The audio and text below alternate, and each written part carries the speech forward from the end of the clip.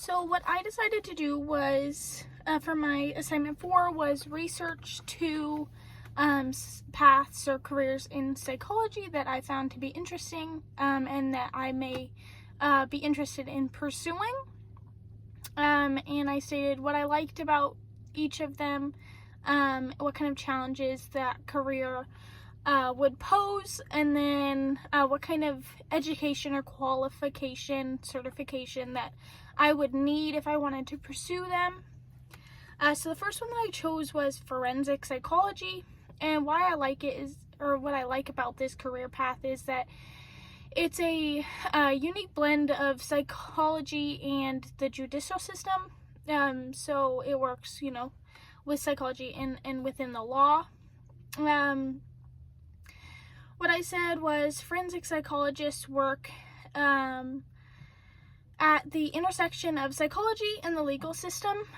They can apply their understanding of the human behavior to legal matters, which is fascinating to me because I enjoy, I have a fascination with serial killers and why they did what they did. And so that specifically just really interests me. And the idea of understanding why an individual would commit a crime, or assessing their mental state during certain legal proceedings, and whether they're sound, their mind is sound. So the responsibilities of this career include various tasks, such as evaluating criminal defendants for mental competency, providing an expert testimony within the court system, assessing their risk of reoffending, and then also working with certain legal enforcement agencies to help solve cases. A career like this it requires a bunch of problem solving, and you have to have good critical thinking skills. And I just enjoy that this kind of work can be exciting and have different dynamics to it. So it's not just the same thing every day. It changes relatively often on a daily basis. So challenges with this kind of career, there's a lot of emotional and then moral complexity to it. One of the challenges is the emotional weight of dealing with serious criminal behaviors, witnessing other people's traumas, and also having to deal with mental illnesses. As a forensic psychologist, you often assess individuals that were involved in violent crimes, and hearing their stories can be distressing. It can also become difficult to remain neutral in such a highly emotional or ethically complex situation where there may be no clear right answer. So that's definitely something that you kind of have to always be thinking about, not letting your personal opinions weigh in on the situation that you're dealing with. It's a high pressure. It's a high pressure career. So forensic psychologists are sometimes called upon to provide expert testimony in court, which can be very high pressuring. Being questioned by defense attorneys or prosecutors, and having your findings scrutinized publicly can be stressful. There's also that pressure of knowing that what you say and what your assessments are can significantly impact another person's life. So that's something that you also have to deal with. Education or certification for this kind of job. To start, you're typically going to need a bachelor's degree in psychology or some other related field. Later on, you would then move to your master's degree, and most often a doctoral degree. While some forensic psychologists can work with just a master's degree in psychology, most will pursue the PhD or PsyD to gain the necessary expertise and extra credentials. A doctoral degree provides deeper training in psychological assessments, therapy, as well as research, all of which are crucial when working in a forensic field or with that kind of a job with that kind of context. As a forensic psychologist, you after obtaining your master's or most likely your doctoral degree, forensic psychologists often complete what's called a postdoctoral training that focuses specifically on forensic psychology or criminal justice. A certification or training like this might include working with law enforcement, the court system, or in a setting that deals with criminal justice specifically. So there's also licensing. Like other psychologists, forensic psychologists must be licensed to practice in their state, which requires passing a national or state exam or exams. Additionally, certification in forensic psychology from professional organizations, one good example being the American Board of Forensic Psychology can enhance job prospects, make you more appealing on paper.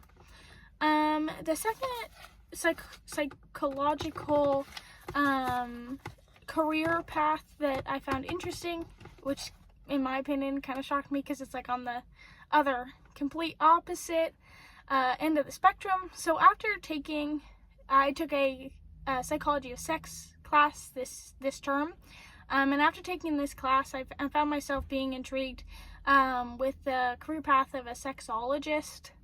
I didn't even know that was a thing, so I decided to research it for the purpose of this assignment. So a little brief, a sexologist is essentially a professional who studies human sexuality, including sexual behaviors, sexual health, and certain sexual relationships. They might work in a clinical setting, a research setting, educational, so they might teach this as a class, or more of like an advisory role. Basically, just helping individuals or groups address any sexual concerns, improve sexual relationships, or understand sexual health or sexual issues as a whole. After taking this college sex psychology class, I realized how lacking my actual sex knowledge was previous to this. What I like about it, it just provides an opportunity to help people understand and improve their sexual well-being. And this can include offering counseling on sexual health, helping individuals with sexual dysfunction, providing relationship therapy, so it's not all about sex. Before sex, you have to make sure that your relationship beyond that is solid, and I think that that's very important. I also enjoy that this kind of career path breaks a lot of taboos. Sex is not something that people talk about. Maybe like high school students that joke about it and stuff, but really as a society, it's not something that we're open about. It's very hidden, very like tucked in, and so a job like this breaks a bunch of those taboos and just opens up the conversation about sex. What I wrote pretty much was many people are still uncomfortable talking openly about sex. So a career path like this plays an important role in normalizing these conversations, reducing stigma, and just helping people better understand their sexual needs, desires, and concerns in a supporting, non-judgment setting. I also enjoyed the diverse areas of a job like this. You can specialize in various aspects of sexual health, ranging from therapy, gender studies, education, or just research, sex research. This diversity allows for a lot of different career paths and opportunities, so you're not just stuck at a desk. You can very much pick and choose what you want to do, what you want to continue to do throughout your life within this job. You can work with individuals, couples, entire communities, a whole classroom, in settings like clinics, private practices, universities, or even as just a public health an initiative fader. I don't know the word. Just talking about it, public speaking about it, making it open. Challenges with this. On the other hand, social stigma is a challenge of a job like this. Attitude towards sex and sexuality are very hidden. A lot of people still hold discomfort regarding the topic. You may face judgment or see kind of a resistance from others. That's not something that people want you to talk about at their dinner table. When you let them know that this is the kind of job that you do, it can make it difficult to have meaningful discussions, and especially in communities and cultures like ours where taboos are so strong. There's an emotional toll. There's a lot of sensitive topics. Sex isn't all good. Much of the work involves dealing with highly personal, sometimes distressing topics. Trauma, abuse, insecurities, and it can be emotionally challenging, and it's important to have an emotional boundary to avoid burnout or compassion fatigue, because you have to be compassionate when you're dealing with any kind of trauma. In a field of like this one of sexology, professionals often face ethical dilemmas. You have to maintain an appropriate boundary with clients or when you're dealing with difficult sexual situations, such as coercion, abuse, and you have to have a strong understanding of ethics within therapy and counseling, so that emotions don't get transferred.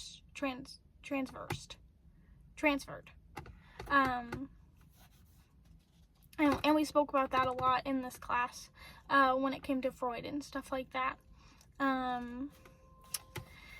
So education in this, the first step to becoming a sexologist is typically to get your bachelor's degree in psychology, sociology, public health, or some related field.